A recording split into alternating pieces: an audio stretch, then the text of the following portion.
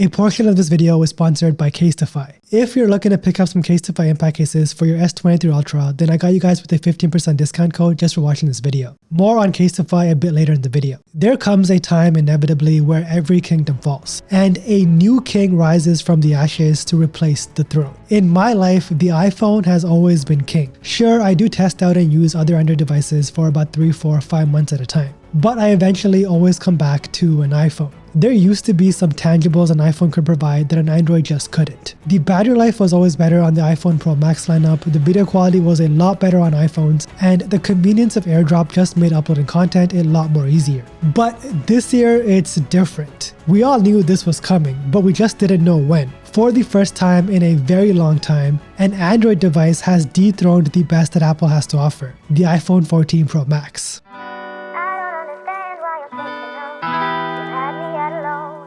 This is the S23 Ultra, and after 10 days of switching over to this device, I cannot see myself going back to an iPhone anytime soon. How's it going, everyone? My name is RJ, and after daily driving the S23 Ultra for the past 10 days, I can confidently say that this is the best smartphone ever made to date. That is a very bold statement to make, but in this video, I'll tell you guys why that is. You see, for the longest time, no matter what settings I tried, no matter what tips I implemented, the battery life on Android flagships could never live up to that of the iPhone Pro Max lineup.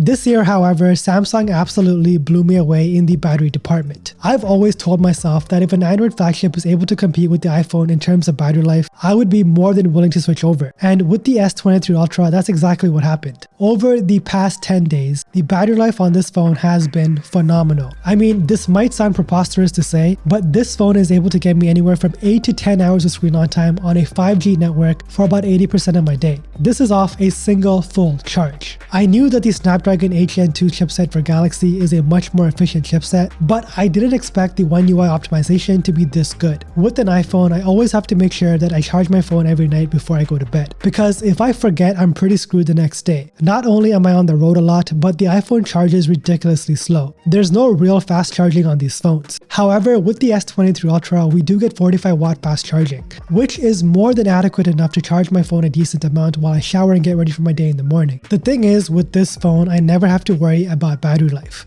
I actually don't even charge it every night. There was a 3-day period where I actually went without charging this phone. That's how good and efficient the battery life actually is. I've never gone 3 days without charging a phone in my life. It's not even that the battery life is terrific, the standby time on this phone is also impressive. Before this phone, iPhones were the king of standby time. You can go an entire night with your iPhone on standby, and at most you'll probably lose around 3% battery life. With the S23 Ultra, surprisingly, it's also able to replicate iPhone standby times. That's just some incredible optimization on Samsung's part. A common theme surrounding the S23 Ultra is convenience. This phone charges via USB-C. All of my other devices charge via USB-C, so this makes a lot of sense. My iPad uses USB-C, my computer monitor uses USB-C, my humidifier, for crying out loud, uses USB-C. It's become the universal charging standard. So daily driving a phone with USB-C is just so convenient. I can conveniently unplug any of my devices that use USB-C and just plug my phone in to charge my phone. Don't get me started on Lightning. In 2023, an iPhone coming with a Lightning port should be considered a crime. I know supposedly we're supposed to get USB-C on the iPhone 15, but it's too late for Apple in my opinion. They've already lost a customer in me. If you're enjoying this video and you want to stick around for more S23 Ultra content, then make sure you do drop a like on this video and subscribe to the channel. I'm currently working on a video. It's the S23 Ultra versus the Pixel 7 Pro comparison video. It should be on the way next week, so stay tuned for that. A big concern for me switching over to the S23 Ultra was software optimization and fluidity. You see, coming from an iPhone, I'm used to always using a phone that just works, simply putting it. I have used Samsung devices in the past before, and I just didn't find the animations, the scrolling experience, and the fluidity to be as smooth as iOS. With the S23 Ultra, once again, Samsung surprised me. One UI 5.1 is insanely smooth. I think Samsung deserves a ton of credit here. They have come such a long way since their TouchWiz days. And if you guys ever used TouchWiz before in the past, you know how terrible it was. Now, the question is One UI 5.1 as smooth and fluid as iOS? Well, it really does depend. Just casually scrolling through your phone, opening and closing apps, this phone absolutely flies. But when it comes to social media apps, particularly Twitter, I do find it to be sort of a mess. Notifications are delayed, the scrolling experience is terrible, and on certain occasions, tweeting pictures crashes the app. This has been a problem for me ever since the S21 Ultra days, but I'm pretty sure by now that it's on Twitter's end, because Instagram and TikTok work just fine. So I feel like it's really up to Elon to fix these issues on Android. Nonetheless, social media apps may be a bit hard to navigate,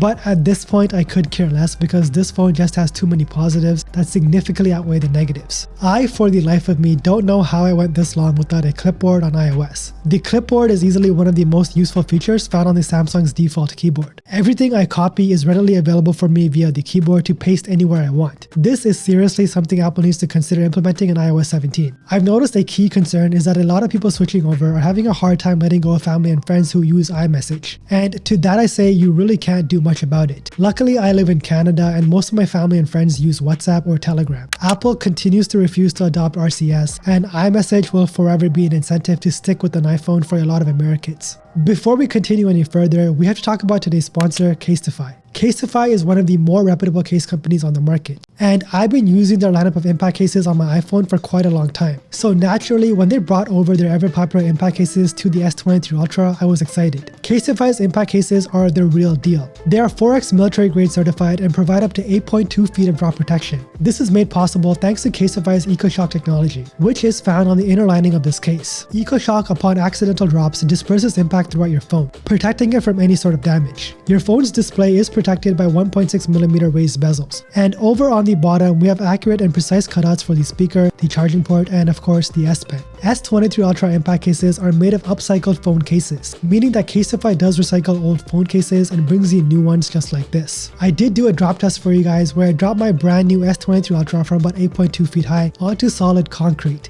and it came away completely unscathed. So the drop protection is legit. Impact cases also work just fine with wireless charging. And over on Casetify's website, you have a plethora of unique prints to choose from. I mean, the options are quite literally endless. You also have the option to customize your phone case with your name or monogram, making it uniquely your own. This is the case that I'm currently rocking. I absolutely love it. It has some great grip to it, it's very sleek, and it's got some great protection. So head on over to casetify.com/rjtech and a 15% discount will automatically be applied upon checkout. Or you can just use the link in the description below. And thanks to Casetify for sponsoring this video. The beauty of Android, and more specifically One UI, is customization. As an individual, this phone is uniquely customized to my own preference. The sole fact that I cannot place apps anywhere I want on my iPhone is just ridiculous to me, and it does drive me insane. Like, give me the freedom to use my phone how I want to, not limiting my experience based on what you think a phone should be. I can customize my S23 Ultra however I want. I can change the themes, I can customize my lock screen, and I can place widgets and apps anywhere I want on this phone. It's honestly such a freeing experience coming from an iPhone. The S23 Ultra's display comes in at 6.8 inches, and I really appreciate the fact that we can take advantage of all of this screen real estate by being able to multitask. The iPhone 14 Pro Max is just big for no good reason.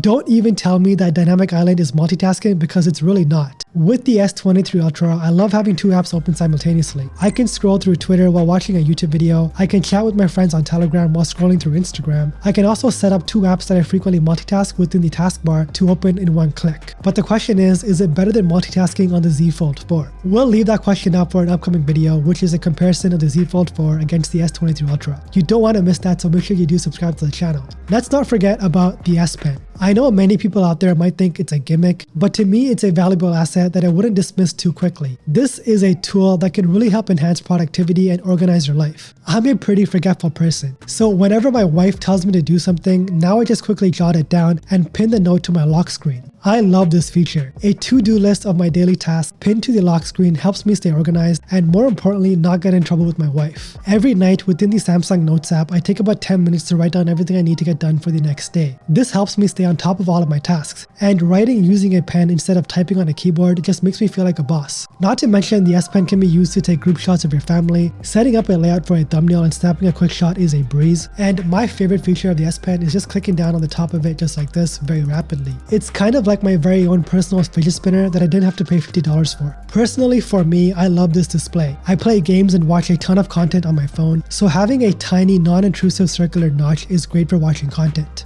Of course, my preference would be an all-screen device, but for now this isn't too bad. Especially when you compare this notch to the ridiculous pill-shaped cutout found on the iPhone 14 Pro Max. When you want to watch movies or watch YouTube in full screen, the content you're watching does go around Dynamic Island. It's honestly really distracting, so something like this tiny notch housing the selfie camera is a big change coming from an iPhone. Okay, so now we make our way over to the cameras. The cameras on this phone cannot be understated. They are a big step up from what we got on the S22 Ultra. The S23 Ultra features a quad rear camera setup, with the star of the show being the new 2 200 megapixel sensor. This sensor allows for a 16x crop shot to deliver 12 megapixel bin shots with more dynamic range than last year. These shots are pretty warm with more saturation and more contrast than last year. You can even capture shots using the new 200 megapixel sensor. This lets you capture a lot more detail in your shots, especially when you do zoom in. But be warned, you do need a lot of light to get those high quality detail shots. In dimly lit environments, you start to see a lot more noise being introduced in these shots. The perfect in-between is the 50 megapixel camera mode. This is comparable to the iPhone's 48 megapixel main camera. Once again, you do get the finer details when you zoom in, and there's a lot less noise and less shutter lag compared to the 200 megapixel mode. If you are worried about shutter lag, there's a pretty good solution. Go into the Samsung store, install the camera assistant, and search capture speed. Now set this to prioritize speed. This is going to give you much faster shutter speeds than what you're currently getting. The 10x and the 30x zoom images on this phone are incredible. The images at 30x are impressive. Look at all of that detail. The camera software optimization has for sure improved this year. Recording in 8K video is also no longer a gimmick. You're able to record video in 8K at 30 FPS, and the quality is truly incredible. You guys can check out this dedicated video I made on the S23 Ultra's 8K camera. I'll link it for you guys in the description below, but the quality is truly insane. The title of this video is, do I have any regrets switching to the S23 Ultra from an iPhone 14 Pro Max? I have no regrets whatsoever. Sure, I'm gonna miss my Apple Watch Ultra, but